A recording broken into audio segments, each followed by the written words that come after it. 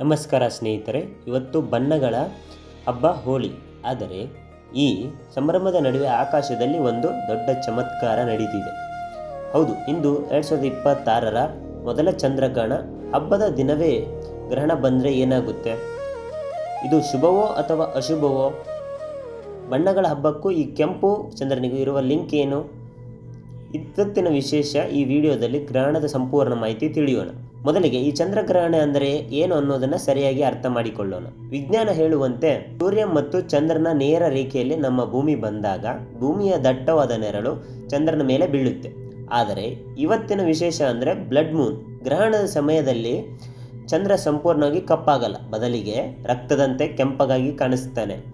ಇದಕ್ಕೆ ಕಾರಣ ಭೂಮಿಯ ವಾತಾವರಣದಲ್ಲಿ ಬೆಳಕು ಚದುರೋದು. ಇದಕ್ಕೆ ಕಾರಣ ಸೂರ್ಯಾಸ್ತದ ಸಮಯದಲ್ಲಿ ಆಕಾಶ ಕೆಂಪಗೆ ಕಾಣೋದು. ಈಗ ಎಲ್ಲರನ್ನು ಕಾಡುವ ದೊಡ್ಡ ಪ್ರಶ್ನೆ, ಗ್ರಹಣದ ಕಾಲದಲ್ಲಿ ಯಾಕೆ ತಿನ್ನಬಾರದು ಮತ್ತು ಕುಡಿಯಬಾರದು?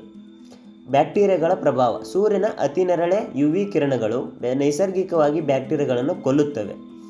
ಗ್ರಹಣದ ಸಮಯದಲ್ಲಿ ಈ ಕಿರಣಗಳ ಕೊರತೆಯಿಂದ ಹಾನಿಕಾರಕ ಕಣಗಳು ಆಹಾರದಲ್ಲಿ ಬೇಗ ಬೆಳೆಯುತ್ತವೆ ಅಂತ ನಂಬಲಾಗಿದೆ.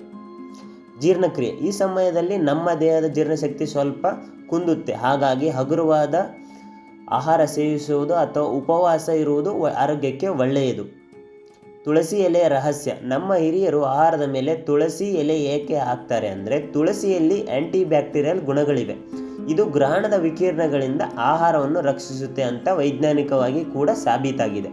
ಗ್ರಹಣದ ಸಮಯದಲ್ಲಿ ನಾವು ಮಾಡಬೇಕಾಗಿದ್ದು ಮತ್ತು ಮಾಡಬಾರದು ಏನು? ಸೂತಕಾಲ. ಗ್ರಹಣ ಶುರುವಾಗುವ 9 ಗಂಟೆಗಳ ಮೊದಲೇ ಸೂತಕ ಆರಂಭವಾಗುತ್ತೆ.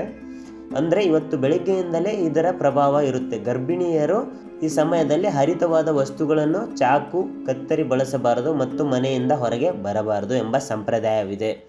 ಮಂತ್ರ ಪಠನೆ. ಈ ಸಮಯದಲ್ಲಿ ದೇವರ ಧ್ಯಾನ ಮಾಡುವುದು ಮನಸ್ಸಿಗೆ ಶಾಂತಿ ನೀಡುತ್ತೆ.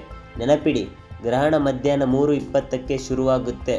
ಭಾರತದಲ್ಲಿ ಸಂಜೆ 6:30ರ ನಂತರ ಇದು ನಮಗೆ ಕಾಣಸಿಗುತ್ತೆ. ಸಂಜೆ 6:07ಕ್ಕೆ ಗ್ರಹಣ ಮುಕ್ತಾಯವಾದ ನಂತರ ಮನೆಯಲ್ಲಿ ಶುದ್ಧಗೊಳಿಸಿ ಸ್ನಾನ ಮಾಡಿ ಆಮೇಲೆ ಹಬ್ಬದ ಊಟ ಮಾಡಿ. ಈ ಮಾಹಿತಿ ನಿಮಗೆ ಉಪಯುಕ್ತ ಅನಿಸಿದರೆ ದಯವಿಟ್ಟು ನಿಮ್ಮ ಸ್ನೇಹಿತರಿಗೆ ಹಂಚಿ. ಎಲ್ಲರಿಗೂ ಮತ್ತೊಮ್ಮೆ ಹೋಳಿ ಹಬ್ಬದ ಶುಭಾಶಯಗಳು. ನೀವು ಗ್ರಹಣವನ್ನು ನಂಬುತ್ತೀರಾ ಅಥವಾ ಇದು ಕೇವಲ ವಿಜ್ಞಾನ ಎಂದು ಅನಿಸುತ್ತಾ? ಕಮೆಂಟ್ ಮಾಡಿ.